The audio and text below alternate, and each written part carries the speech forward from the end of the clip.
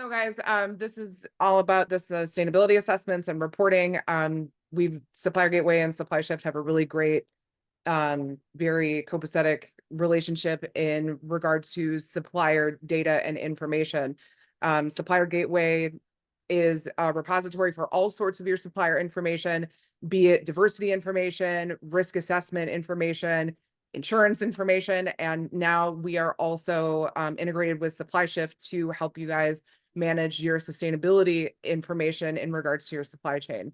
So with the assessments, there's 4 different assessments. We're going to be covering the Supplier ESG assessment today, which is a pretty extensive assessment that is also a pretty broad overview for your suppliers' ESG commitments and programs.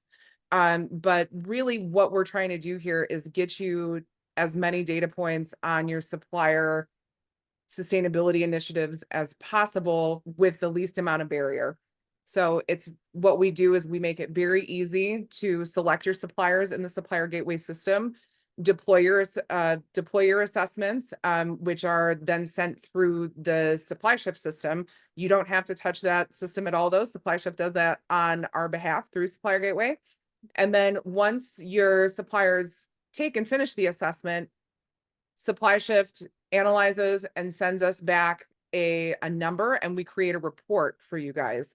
And it's going to depend on which assessment you have your suppliers take. But we have a supplier ESG, which is, an assessment of your company's environmental, social, and governance policies. And it's broken up into supply chain management, company profile, governance, general ESG commitments, social and labor policies, occupational health and safety, and environmental policies and initiatives. And Jamie is going to dive much deeper into this particular report in the remaining part of this session. We also offer GHG leadership and reporting. This is really great for those of you that might be a little bit nervous regarding the new SEC ruling that's coming up. This is a really helpful assessment for that. So is the supplier ESG assessment as well.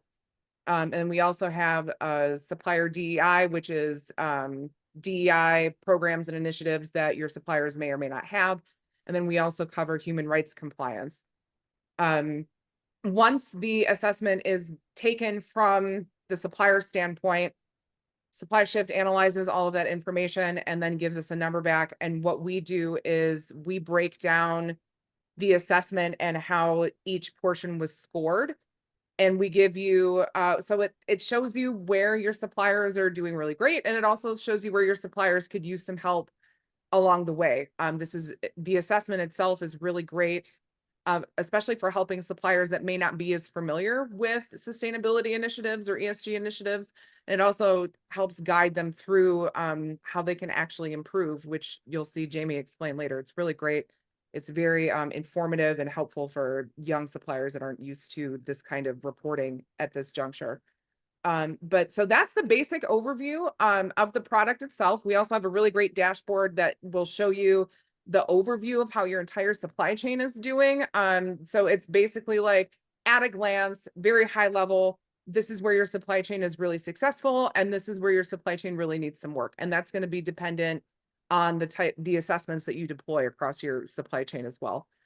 So with my brief introduction, I want Jamie to get into the meat and potatoes of these assessments, and also about deep diving into information on a more granular level that you can do through the SupplyShift portal as well.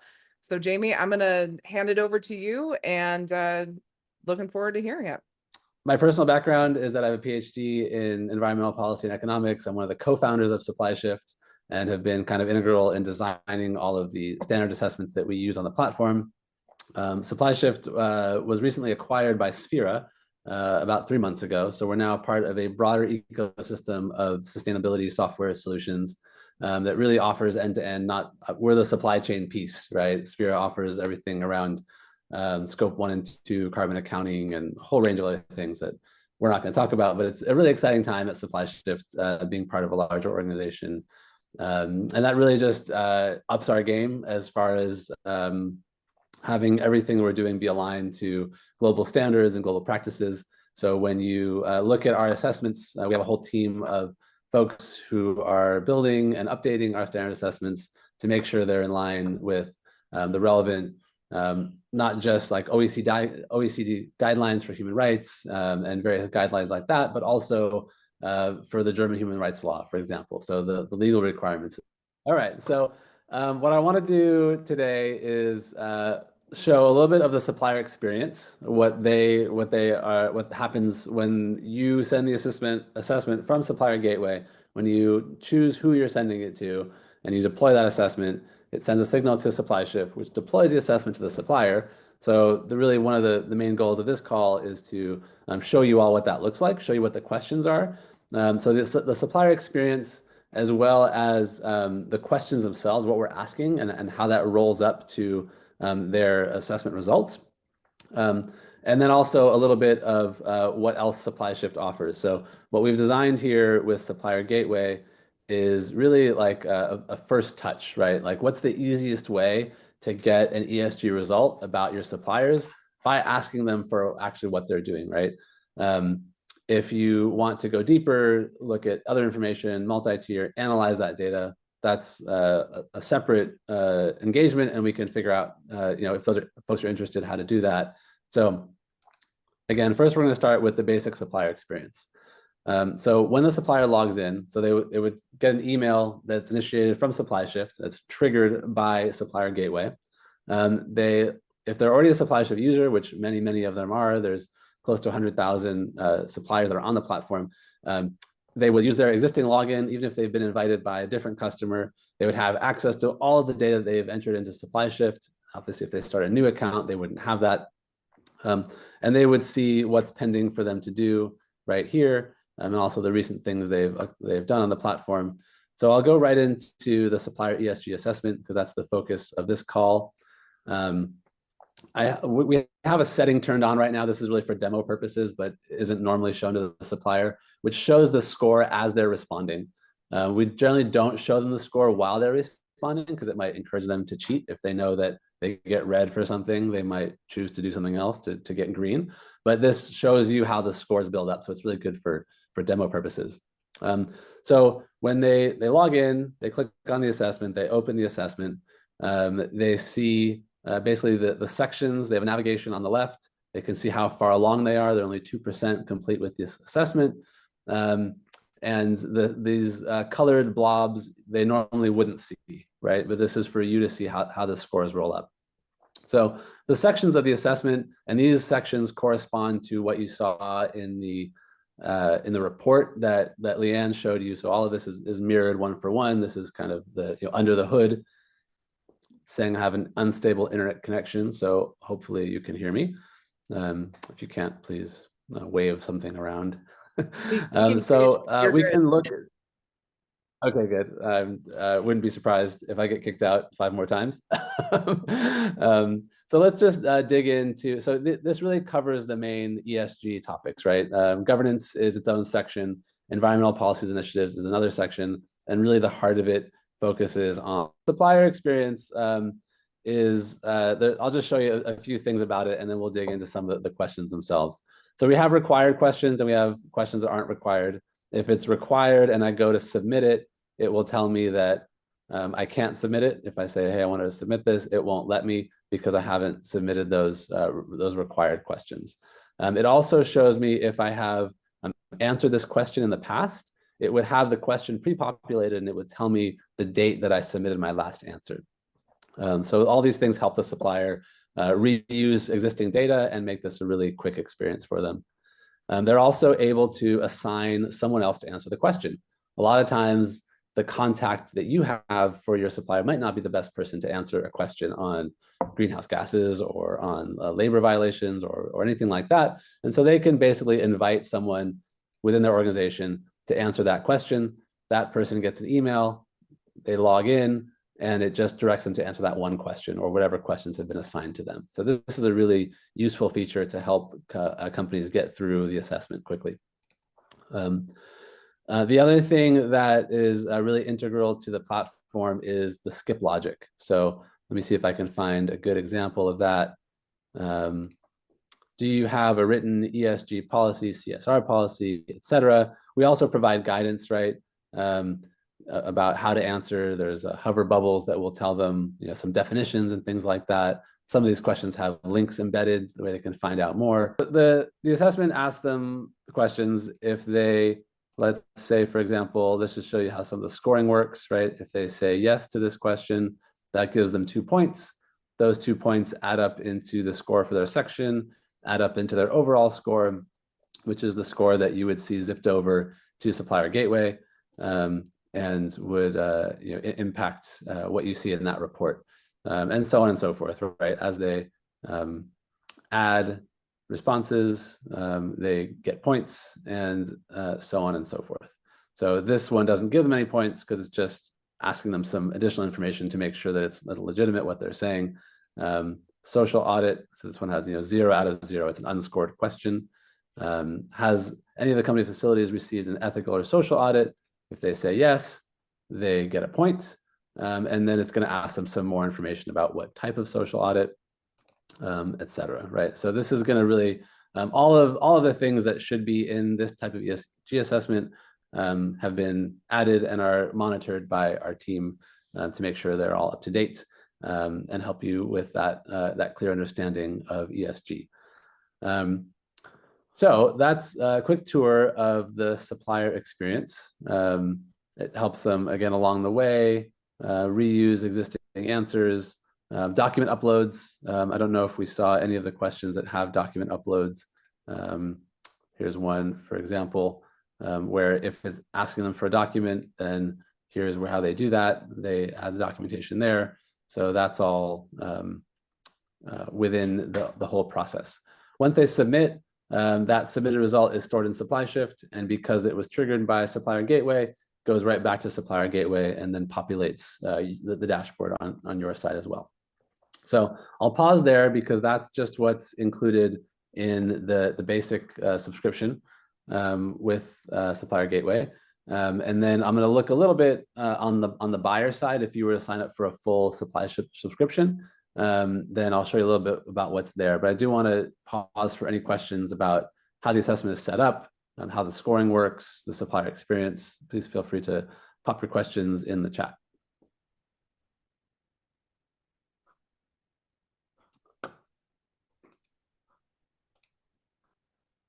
And while we're seeing if there's any questions, I will now log in on the buyer side so we can look a little bit about what are some of the controls on the buyer side and some of the opportunities there. So there are a whole range of tools, obviously, if you're a full SupplyShift user, as far as creating assessments, deploying different assessments, monitoring the progress of assessments. I'll skip all those. I'm going to look a little bit about what you can do with the end results. So this is our analytics area. You can set up any number of dashboards. This is obviously dashboards about a whole lot of topics and different assessments on SupplyShift, including conflict minerals, biodiversity, greenhouse gases, etc. I'll just look a little bit about at a dashboard here on Supplier ESG, really to show you the capability in general of the dashboarding, and really helps you slice and dice any type of data you want to. So this happens to be a question about management diversity, percentage of a supplier's company's management that identify as an underrepresented social group. So this is how your suppliers shake out. And this is how this chart was created, right? It's got a certain data source, which is that assessment that we were just looking at, and a certain question within that assessment. And so, and which suppliers, right? One really nice thing is this is looking at all of the suppliers, but I could easily change this graph to just point to specific groups of suppliers. So you can subset your supply base and analyze, well, how are my medium-sized suppliers doing versus my large suppliers, ones located in the US versus outside the US. So all of that is available within the analytics to create your own charts and really have those update in real time. As new data comes in, the charts get updated. When you purchase a subscription for a standard assessment, we set up a whole bunch of standard charts for you. So those are all there, but usually our customers want to go in and create more. One of the things that we find to be super useful on the platform is the ability to really engage the suppliers on specific issues to work on improvement. I think that the first step a lot of customers take is to start learning about their suppliers. they quickly say, okay, well, now I see I have problems. What am I going to do about them? So I'm showing you one of the areas of the platform called comparisons, where it's kind of a table view where you can look at the overall scores. You can also switch and look at the answers to questions. But let's just say, okay, I have a supplier here that seems to be red in the environmental policies section. So why don't I drill into that environmental policies section, and I will see additional information within that. And here's that supplier that they have that score in that section. I can say, okay, well, looks like they don't have any environmental policy, right? So I want to set up an action with that supplier. So if I click into that supplier, I'll be taken directly to that supplier's answer for that question. This one actually already has a corrective action that's been added, right? So in this case, the buyer has already gone in and said, wow, there's an issue. I want you to do something about it. I want you to do it by a certain date. And actually this one has been submitted to the supplier. The supplier has already responded. And now the buyer can either accept or reject this update, right? So this is the update that was provided by the supplier, and they've actually provided some evidence to do that. And so then the buyer can review that and say, oh, wow, that's great. Now I will accept that. It will update their answer, and that will update their score. And then you've remediated that issue. So all of that can happen throughout the platform. There's also a place where you can monitor all of your outstanding corrections and go in and these are the ones where you have to go and do something about them, right? So I filtered very quickly to see which questions for which assessments, for which suppliers do I need to go and review, where there might be something that I can accept or reject and move that process along. There is a whole lot more within SupplyShift. I don't want to take a ton of time for it, but I will just mention two things briefly. One is the document center, where it has all the documents from all the assessments from all the suppliers, where you can say, hey, I need to find all the documents of all my suppliers from a certain question, right? And so there you have it, quickly filters to be able to do that. And you can export those documents, really useful for compliance purposes. And I see a question in there. I'll just show one more thing and then we'll move on. There's also the mapping. So one of the big value adds of SupplyShift is being able to go beyond tier 1 and really cascade that assessment from tier 1 to tier 2 and so on. So you learn about who your suppliers are and actually where the risk is. So this is a map that's been created through the process of forwarding that assessment to upstream suppliers. This particular map looks like it only has tier 1 suppliers on it, and consistent with all of my technical difficulties, the map is not moving like it normally does, but that's just me today. So this is a lot of the value you get is being able to map and assess, gain those scores at multiple tiers. There are two views. There's the chain view, and I can highlight an overall risk rating from those assessments and see the connections, and quickly toggle that to the map view to be able to see the same thing. Again, why this is not scrolling around is beyond me in this moment. So that is a bit of an overview of SupplyShift. Let's look over to the chat and see what we have. Oh. Corrective actions, are those part of the 7,500 additional portal? Lots of clients ask about that particular part. Yeah, if you do buy a regular SupplyShift subscription and you have access to the full buyer side, you have access to all the tools I'm showing you right now. If you want to go for the multi-tier, that is additional, but the corrective actions is part of any of the buyer managed subscriptions. Great. Leanne, this, like I said, is probably one of my most technically failed demos in my life, and I'm completely embarrassed by it. But hopefully I covered all the things that I was supposed to. Please let me know if there's something missing, and I'm happy to answer all questions from the audience. Yeah, I think we've all been there, Jamie. We've all been there. I think it's very relatable. Great. One thing that we haven't talked about is the suppliers don't pay. That's one really thing we think is really important in this process, is that a supplier is going to provide you something that you ask for. It's pretty rough to ask them to also pay for that. One of the main benefits of that is that that boosts response rate. we find that the response rate on SupplyShift is usually the average response rate is in the low 70s, which is from what we hear from other platforms. Other platforms are more like in the 30s or 40s. So we get upper 70s, often 80s, 90s. So response rate is a critical thing, and that's really due to the ease of use, the network effect, being able to reuse existing data, as well as the fact that suppliers don't pay. So Elisa has a question here. Do I understand correctly that part of these functions are included in our supplier gateway package? Looks like Leanne is typing to answer that question as we speak. Yes, I can actually answer that out loud. So, Yeah. Alyssa, it's going to depend on what you guys purchased. The initial, like the additional portal offering through SupplyShift is new. That was something that we just like us, SupplyShift and Supplier Gateway just came to a coalescence on in regards to folks that needed additional data, like this really deep dive information that Jamie's showing here.